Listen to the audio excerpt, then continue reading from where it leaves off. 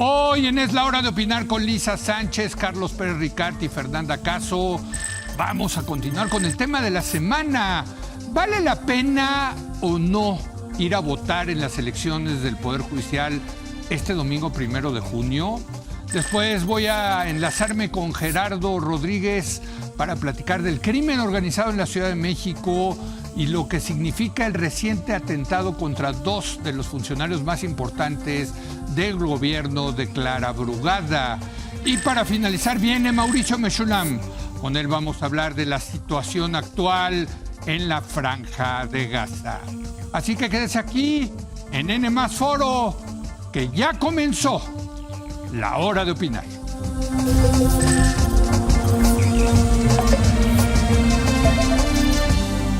Vamos a hablar ahora de la elección que se llevará a cabo el próximo domingo del Poder Judicial. Hemos estado debatiendo si vale la pena o no ir a votar. Hoy vamos a hacerlo con la mesa de los miércoles. Yo quisiera su opinión de si hay que votar o no el próximo domingo. Yo llevo con esta duda desde hace mucho tiempo.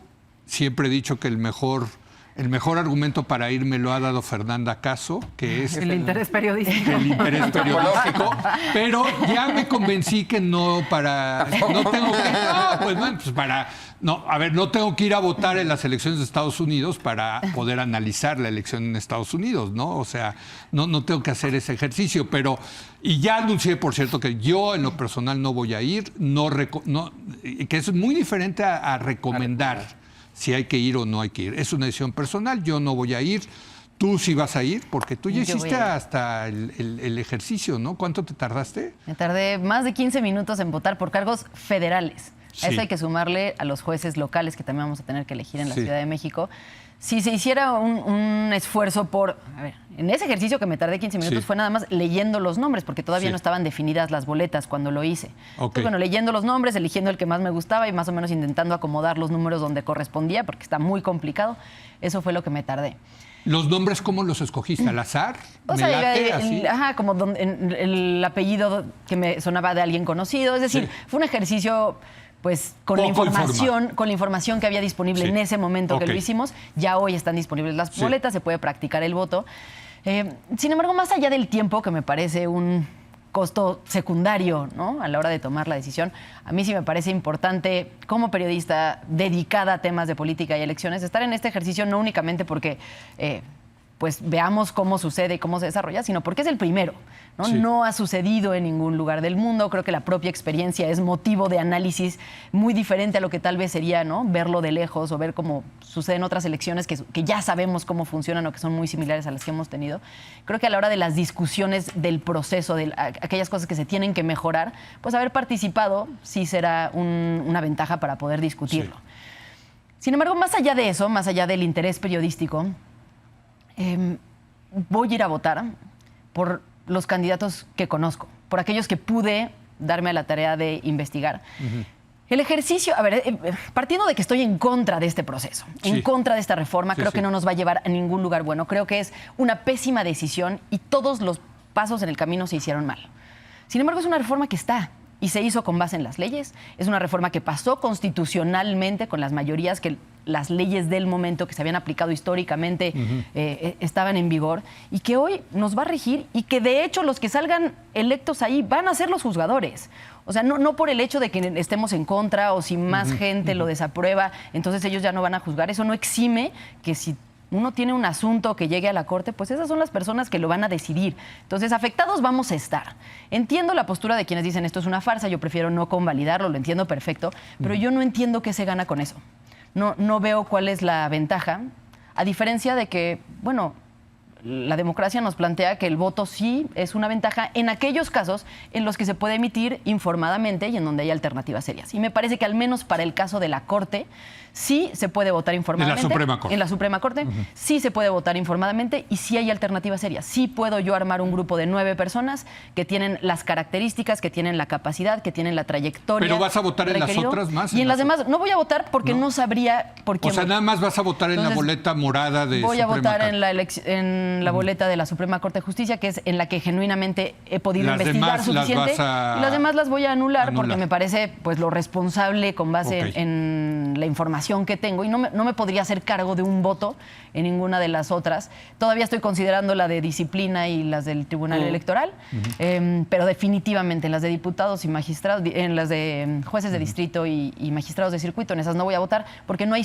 suficiente información disponible como para saber realmente quién pudiera ser un idóneo. De tu primer argumento que dices que es la primera vez que se va a hacer esto en el mundo, lo quiero experimentar, me acordé como los que les toca vivir un huracán y luego salen con la camiseta de sobreviví el huracán tal, ¿no? Así valdría la pena mandar a hacer unas camisetas sobreviví la reforma judicial, la elección judicial, ¿no?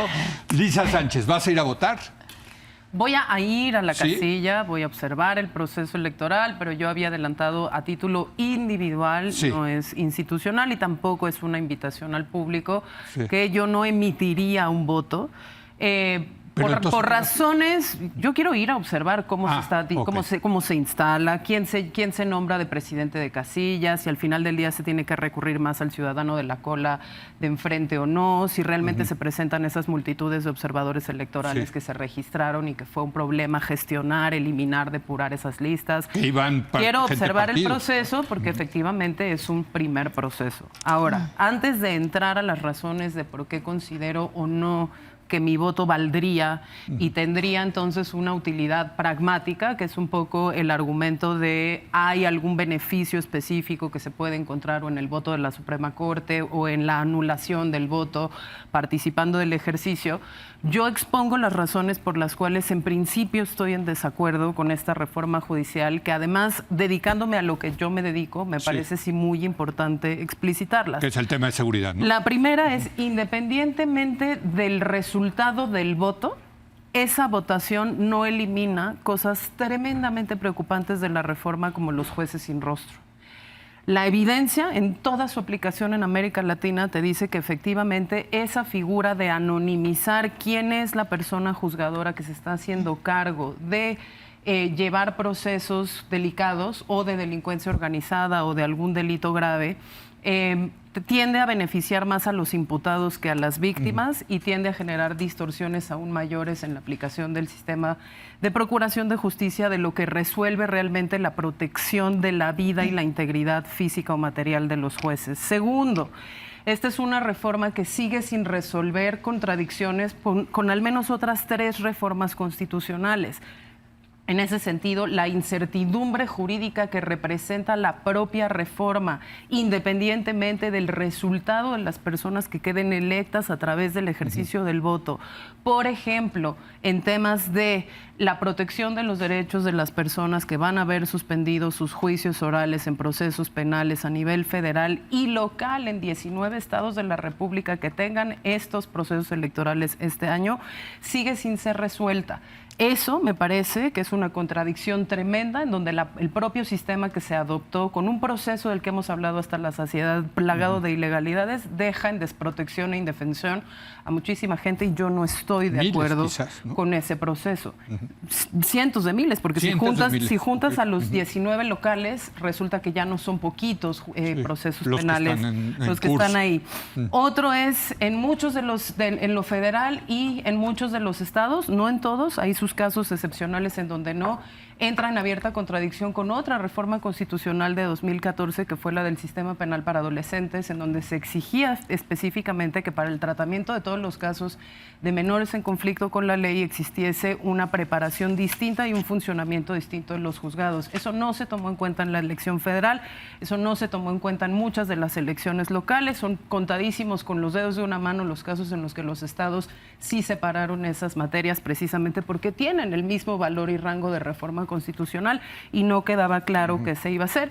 Y una tercera es la reforma de transparencia, que sí mandató que hubiese tribunales especializados en acceso a la información y al menos en este ciclo electoral específico no hubo candidaturas para hacerlo y eso no va a quedar resuelto. Lo que va a generar va a ser mayor carga de trabajo seguramente para los juzgados administrativos que ahora van a tener que hacer lo que antes hacía y suplía el INAI y lo van a tener que hacer ellos. Entonces, como eso, nada de eso se resuelve resuelve con el sentido de mi voto y el sentido pragmático que yo le pueda dar a mi voto, yo rechazo esa reforma. En la siguiente ronda les cuento si encuentro uso pragmático de mi voto o no y por qué. Muy bien.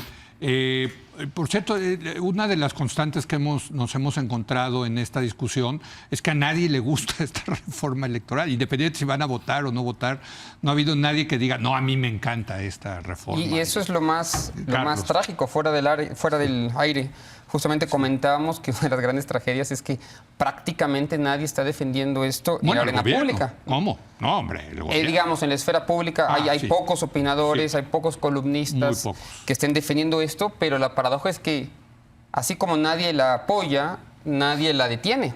Sí. Y en privado uno habla con legisladores, uno habla con políticos en general y tampoco defienden en privado la reforma. Entonces, es esa paradoja de una reforma que además tiene mucho apoyo popular todavía, hay que reconocerlo. Así lo mostró la última encuesta en El País. Y sin embargo nadie se atreve a detenerla. Y sí hubo posibilidad de hacerlo, por lo menos en 2 ocasiones, después de la elección del 1 de junio. Entonces, apuntar esa paradoja. Yo soy alguien que va a ir a votar el domingo, pero soy alguien que cree que esa reforma no debió existir. Es alguien que cree, además, que esa elección del domingo no debió haber tenido lugar, no en este calendario, no en estas condiciones, no con estas reglas. Pienso también que la reforma y la elección del 1 de junio y lo que suceda después del 1 de junio, lo digo con mucha responsabilidad, va a manchar el legado del presidente López Obrador y va a manchar el presente de la presidenta Claudia Sheinbaum. Porque se recordará justamente por una decisión que además fue completamente extemporánea y que va a manchar su legado y mancha este sexenio. Y no solamente pienso que fue una mala idea, me parece que se está instrumentalizando de manera incorrecta. Es decir, que lo que ha pasado en los últimos 8 meses también ha sido incorrecto. Es decir, no solamente la idea, también la instrumentalización. En ese contexto, cualquiera que nos esté escuchando en televisión diría, bueno, lo mejor no hay que ir a votar porque está sucediendo esto, ¿no? Yo tengo 3 argumentos por los cuales sí me parece que vale la pena ir a votar. Lo primero es que la experiencia internacional, toda la experiencia internacional en procesos parecidos nos señala que la abstención es una mala idea. Que casi siempre vale la pena ir a votar, que algo diferente a cero, como decía ayer Blanca Heredia el lunes, tiene sentido. Algo sí se puede hacer con respecto a esto. La abstención no construye absolutamente nada, no es un acto colectivo, es algo individual que se confunde con la indiferencia. Es lo primero. Lo segundo, y aquí entro, digamos, en debate con mis compañeras, es que esto no es un plebiscito de la reforma. Me gusta frasearlo así. No es un plebiscito de la reforma, es en todo caso una elección sobre las consecuencias de la reforma. Entonces, todo lo que pensemos de la reforma me parece que no es muy relevante frente a la elección que tenemos que tomar el domingo. Y también el tercer argumento es que no todos los candidatos son iguales. No es lo mismo una ministra que plagia su tesis de licenciatura y su tesis doctoral y que se reúne con sindicatos para garantizar su voto, que otra serie de candidatos y candidatas que sí hay, que sí existen, que pueden solventar el trabajo como ministros, ¿no? Entonces, esos son los 3 argumentos principales. Y lo peor del caso es que esa no solamente va a ganar, probablemente va a ser la próxima ganar, presidenta de la ni Suprema siquiera como el miércoles pasado, ni siquiera vamos a mencionar su nombre. Y déjame apuntar un argumento más y te quiero ahí disputar tu posición, Leo. Venga. Ya lo mencionaba antes, Fer. Esto va a quedar probablemente muchos años más, quizás décadas. Porque reconstruir las mayorías necesarias para una contrarreforma va a ser prácticamente imposible.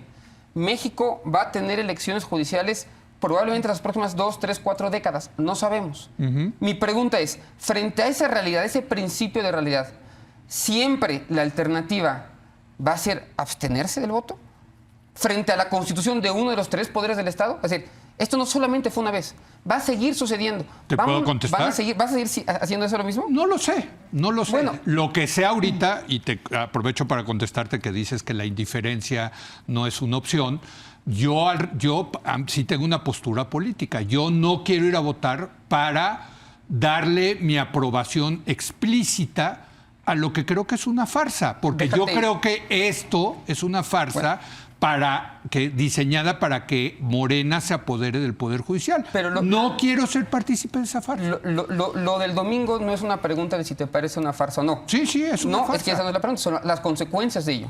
Y es diferente la pregunta. Bueno, yo creo que las consecuencias están, los dados ya están echados. Y en todo caso, si Leo Zuckerman cree que es su responsabilidad como ciudadano o no, participar en la forma en la que según la Constitución, porque ya es Constitución, ya es una reforma, Sí. la Constitución decide o está escrito ahí cómo se eligen los poderes del Estado. ¿Vas a participar en ese proceso o no? En El esta voto no. no es obligatorio en México en ninguno de los casos, Sí. ojo, también No, hay yo una creo que hay un falacia deber ciudadano de importante. participar en política, creo En que es un esta, deber. no. No estoy diciendo que vayan a meter a nadie a la cárcel por esto, Yo creo que no hay pero las esta es la forma en condiciones. la que según la Constitución legal y legítimamente establecida Perfecto. se avanza hacia la construcción de uno de los poderes Una del reforma constitucional de la que yo no estuve de acuerdo, Está creo bien. que es una farsa que Yo no está estoy a favor de la diseñada representación proporcional.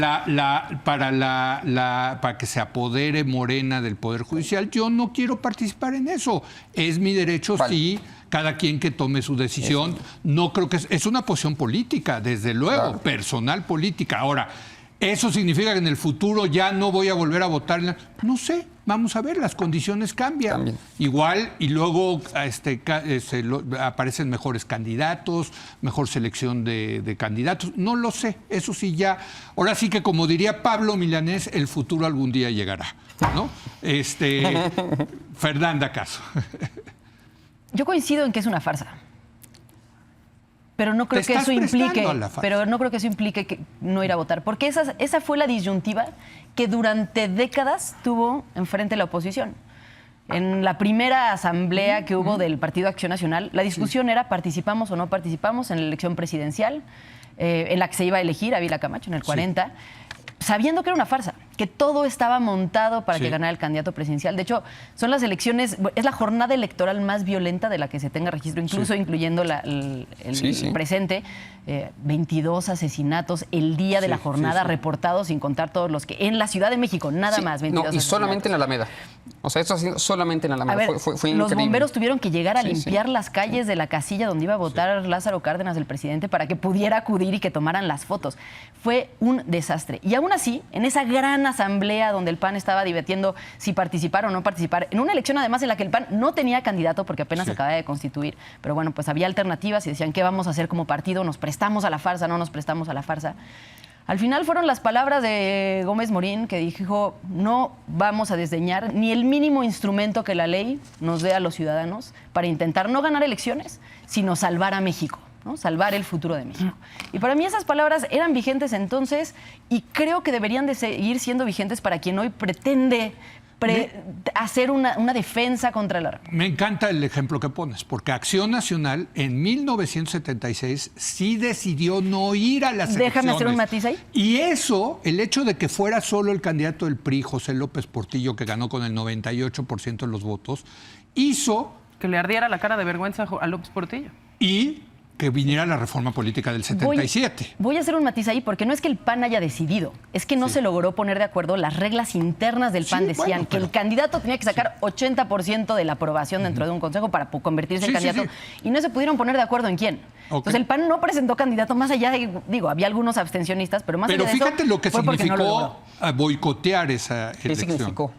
La reforma, reforma política pero del el PRI 77, siguió que- gobernando Pero 40 también- años más. Pero Pero no, la- pero es 20 es un hito en la democratización Pero del otro país. hito de la democratización del país es la reforma del 88 que vino después de que el PAN sí participó Sí, y también, es decidió cierto. reconocer los resultados Por de una eso cosa fue muy un debate. polémica. Pero- Es un No, debate. pero lo que Sí. voy es, yo creo Sí. que se han logrado mejores reformas, mayores reformas, cuando hay participación Sí. que cuando no hay participación. Ok. Y se ha logrado mayor construcción democrática cuando hay participación, incluso alrededor de una farsa. El PAN se construyó alrededor de ese discurso, Sí. alrededor de, sabemos que estas elecciones son injustas, sabemos que ellos ponen las reglas, que ellos tienen el dinero, que ellos meten el presupuesto público a favor de sus candidatos, que no nos dejan competir en muchas ocasiones, que nos cierran los eventos, nos clausuran, meten a nuestros candidatos a la cárcel y a pesar de eso participamos porque si no a largo plazo nunca vamos a poder retomar el control. Y esa postura es la que hoy yo no veo en ningún liderazgo de la oposición. Es más, No, veo bueno, una la oposición oposición, sí. floja, Ah. que no hizo nada cuando se Ah. estaba discutiendo, no hizo nada durante, no hizo nada cuando se estaban eligiendo candidatos. Es más, cuando me refiero a que no hizo nada es que ni siquiera se convocó Sí, a un una- Consejo Nacional para discutir qué iban Sí. a hacer como partidos. El PAN, el PRI, Buen el punto, PRD. ¿eh? Ni No, siquiera bueno, tuvieron buen grandes punto. Hay discusiones un- filosóficas de, bueno, Buen punto. a largo plazo esto qué implica. Y una semana antes de la elección dicen, no vayamos a votar. La verdad, a ver, entiendo la postura de no ir a votar, pero me parece la más simplona que pudieron Pero haber fíjate, tomado. eso es muy interesante, Fer, porque aquí cada quien está expresando su punto de vista personal. En el caso de la oposición, Lisa, era tomar una postura política, Claro. No, bueno, recomendando, sobre todo. digamos, a sus militantes, en fin, qué hacer. No, Claro. no solo política, también técnica y de responsabilidad del ejercicio del poder. Aquí lo dijimos varias veces, la Sí. Comisión de Justicia del Senado de la República, después del shock de la elección, no revisó la reforma judicial, no hizo una opinión técnica sobre la reforma Increíble. judicial y abdicó a su obligación, ya no como partido de Sí. oposición, como Comisión de Justicia del máximo órgano de representación legislativa del país, que representa no solo al pueblo, sino a los estados, decidió no hacer una revisión de la reforma judicial.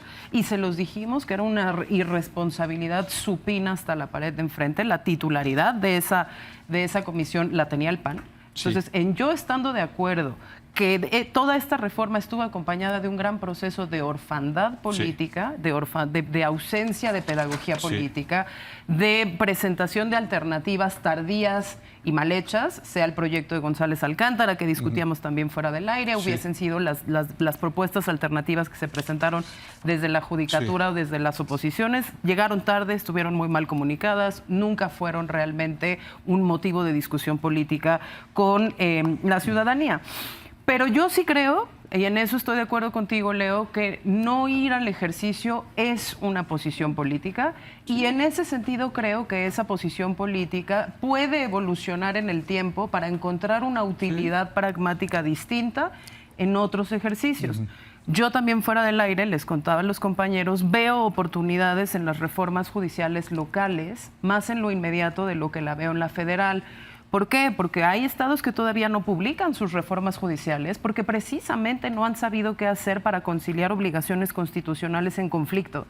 Y como no han logrado ver cómo se soluciona eso, prefirieron ver cómo funcionaba primero el ejercicio de la reforma federal y los 19 estados que sí quisieron ir en este proceso extraordinario y después volverse a sentar a negociar y a escribir la letra chiquita de esa reforma antes que llamar a sus ciudadanos al ejercicio. Ahí va a haber deliberaciones políticas interesantes y un sentido del voto de esas personas que van a votar en esos estados distinto, que no va a ser el inflexible de mi posición hoy, ahorita.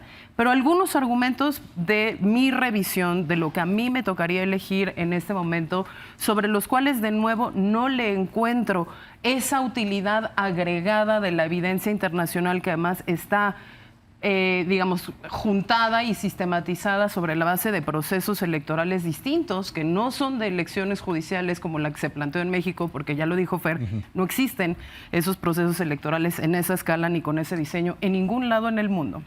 Tienen que ver con tres cosas. Universalidad. Uno de los primeros elementos de un proceso electoral, ¿no? Pasa porque efectivamente todas aquellas personas que tienen el derecho y la obligación de ir a votar puedan hacerlo. Acá el problema, no me voy a poner a hablar ya de si hay lectores para personas con discapacidad visual o si las casillas son suficientes para que la gente vaya. No, acá el problema es uno más prosaico. Fue la división de los distritos. Juzgados de distritos para materia de extinción de dominio, importante para el ciudadano, porque si te extinguen el dominio de algo que es tu propiedad, pues te tienes que defender en algún lugar. Sobre telecomunicaciones o sobre competencia económica, solo los van a elegir los votantes de 6 alcaldías de la Ciudad de México, cuando los juzgadores van a tener jurisdicción sobre el distrito. Por eso se llaman juzgados de distrito, significa van a juzgar sobre toda la Ciudad de México. Por lo tanto, la legitimidad de esos ganadores de ese proceso, que van a tener los votos solo de 6 alcaldías, es distinta y no hay universalidad del voto para todas las candidaturas y todos los puestos que están en juego. Eso a mí, ya de entrada, me limita mi derecho al ejercicio de ese voto y me limita la utilidad pragmática que yo le veo.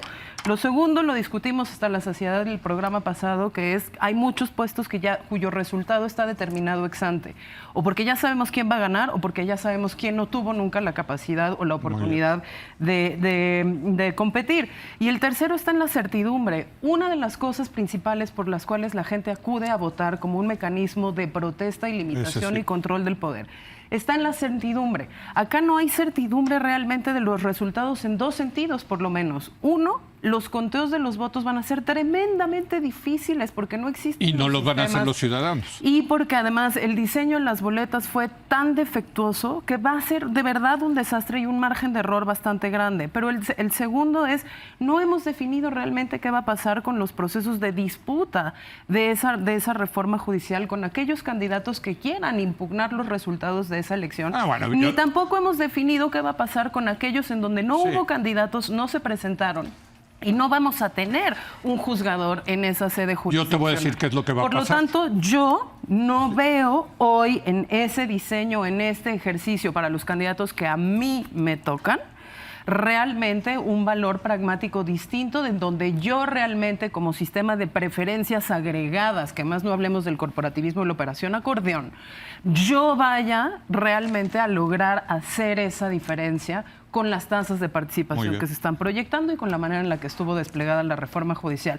En el 27, si tenemos ejemplos distintos, si tenemos oportunidades distintas, las posiciones pueden cambiar. Yo nunca he tenido posiciones estáticas en los temas en los que he defendido. Ojalá haya los elementos suficientes como para decir vale la pena votar en una elección así en el futuro. Hoy yo no las tengo. Te preguntabas de las disputas, yo te puedo adelantar qué va a pasar. Hay un tribunal que está controlado por Morena, 3 magistrados que responden a los intereses de Morena, y lo van a sacar rapidito y de acuerdo a los intereses de que... Eso me recuerda a un último elemento de cómo no se va a respetar la voluntad popular. Se quedó en uno de los artículos de la reforma judicial que el Tribunal de Disciplina, al momento de sancionar a una persona juzgadora, lo puede remover del distrito en el que fue elegido y asignarlo a cualquier otro lugar. Entonces, la legitimidad de que yo, votante, fui a elegir a esta persona para que fuera el juez de mi distrito no está asegurada tampoco. Por eso todo es una farsa, hombre, para Está repleta de problemas de instrumentalización la reforma. Los discutimos aquí el miércoles pasado. No me queda la menor duda de ello, ¿no?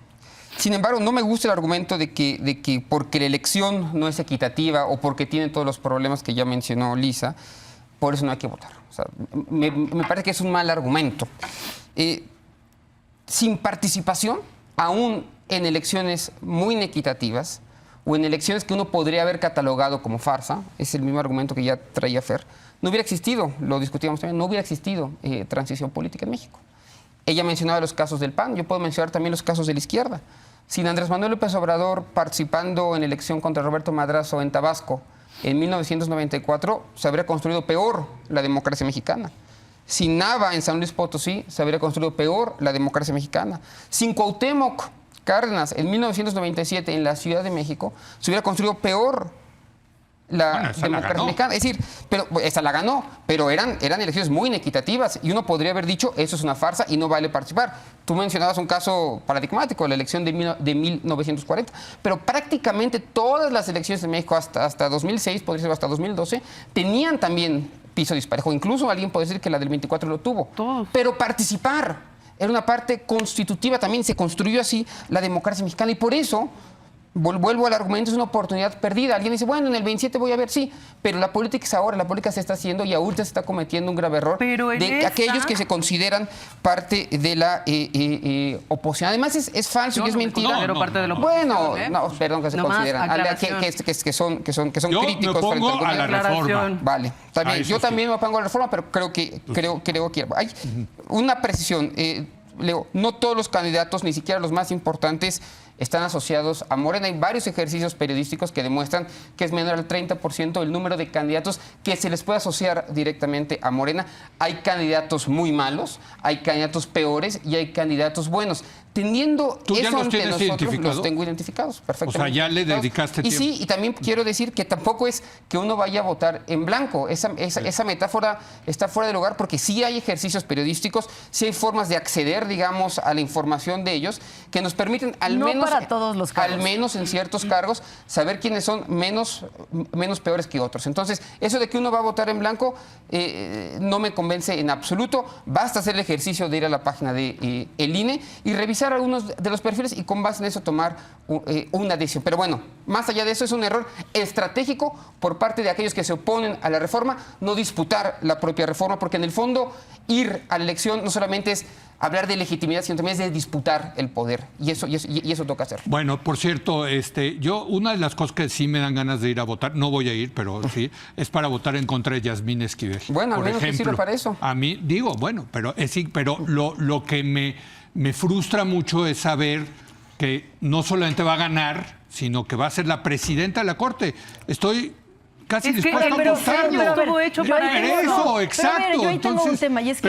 pero me queda un minuto para cada uno de conclusiones. Venga, Fer. Yasmín Esquivel ya era ministra de la Corte con el modelo anterior sí, y hubiera podido llegar a ser presidenta de la Corte con el modelo anterior y probablemente lo sería. Entonces, no lo fue sin título de licenciatura. No lo fue porque estalló el escándalo de su plagio. Pero Fer. podría haber llegado a ser después. Bueno, pero no lo fue precisamente porque... Pero ya era ministra. Ya era ministra. A lo que y voy debió es de que haber tampoco- renunciado. No, A lo que voy es debió que de haber renunciado. el modelo pasado, no estoy defendiendo para nada esta reforma, pero el modelo Sí. pasado No, pues ya tampoco, permitía pues cosas sí. que tal vez no Sí, estamos de acuerdo estoy de acuerdo. en esta mesa. Sí. Nada más para hacer una precisión con base en los candidatos a jueces de distrito y magistrados de circuito, de por qué en esos casos creo que no se puede conseguir información suficiente, y es que si te metes a la página del INE, sí, en muchos casos viene su semblanza, pero es la semblanza que ellos mismos solitos pusieron. escribieron. No sabemos Sí. si es verdad, si no Pero es se verdad, pueden investigar no hay muchas ejercicios. cosas. Se puede investigar muchas cosas de los cargos de mayor nivel. Yo creo que para que haya información en una democracia se necesitan ejercicios periodísticos, se necesita debate público, y eso solo ha podido suceder en los cargos de mayor nivel. En estos hay personas en las que pones pues. su nombre y no te aparece una búsqueda en Google. No hay nada de información sobre ellos porque no han tenido vida pública, no han tenido cargos que permitan que sepamos quiénes son, contrastar en algún lugar la información. Y a mí, pues la verdad me parece que sería muy irresponsable de mi parte llegar y votar por alguien que honestamente no tengo bases para poder decir que va a ser buen o mal juzgado. Muy bien. Un minuto, Lisa Sánchez, de conclusión. Nada, a ver, nada más para poner el ejercicio, alguien que va a votar en la demarcación Benito Juárez, como en teoría me tocaría a mí, tenía un universo total de 298 candidatos, 209 locales con 80 y tantos federales. Hacer pues simple y sencillamente, ¿no?, el eco de que aunque tengas también listas insoportables de plurinominales, el ejercicio sí es un ejercicio muchísimo más complicado, y cerrar también diciendo las disputas de poder se pueden hacer desde muchos lugares, no todo pasa por lo electoral. Yo no estoy de acuerdo en que sea un argumento acabado esto de que pues como ya está aquí y llegó para quedarse, hay que participar, hay que validarlo y hay que además creer que efectivamente las preferencias agregadas de los votantes estuvieron correctamente reflejadas en un ejercicio que sabemos por el diseño que no está hecho para eso. Un minuto, Carlos Pérez Ricard. Pienso que hay que dejar de hablar de esta reforma en tanto reforma, como si siguiera siendo una propuesta. Sí. No, ya- La reforma es constitución, se aprobó, se promulgó y empezó a operar desde hace un año. Lo que está en juego no es si estamos de acuerdo, no si nos gusta o no, es si vamos a dejar que este nuevo diseño opere sin apenas oposición. Me parece que es una mala idea dejarle a los otros la toma de decisiones. Como ciudadano voy a participar en este proceso y voy a intentarlo hacer de la manera que mejor pueda, aceptando las consideraciones que ya se hablaron acá, de que es una muy mala reforma y que sí vamos, desde mi punto de vista, a tener un peor poder judicial el 2 de junio del que teníamos o del que tenemos hoy, y eso va a quedarse por muchas décadas más, y ojalá sepamos responder al reto que tenemos frente a nosotros. Bueno, pues la semana que entra ya estaremos analizando ya Los los resultados, ¿no? En participación. Vamos a en quién apostar la quedó. participación. Apostar Ya estábamos haciendo nivel las de quinielas participación. quiniela de la Yo creo que va a participación. pasar algo similar a lo de la elección de revocación de mandato. 17% fue lo que pudo movilizar Morena en una elección soviética que ganó 98% López Obrador para que se quedara. Yo no participé. ¿Tú fuiste a participar? Sí, en participé. ¿Tú fuiste a la de revocación? ¿Tú? Yo no fui. Ahí está, pues ahí está, ¿no? O sea, yo sabía. 17%. ¿No? 17%. Pero Yo bueno, pienso que ese va a ser un poco el piso también, como 17.5. sí. ¿Tú? Yo pienso que va a ser un poco menos Sí. de eso. Menos de un dígito sería. No, yo un creo que va a dígito ser- sería ya pondría. Bueno, yo Pondría, no, pienso que yo- más del 20%. más más del del 20%. 20%. Y nos vemos acá. Interesante. Y Yo nos diría vemos como acá. 15. Muy bien, muy bien. Le va al Atlético de Madrid, que se puede esperar el señor. Gracias, Lisa, Carlos, Gracias. Fer. Hacemos una pausa. Voy a regresar con Gerardo Rodríguez Sánchez Laras para hablar del crimen organizado en la Ciudad de México y los atentados, los asesinatos terribles en contra de 2 colaboradores de Clara Brugada. Regresamos.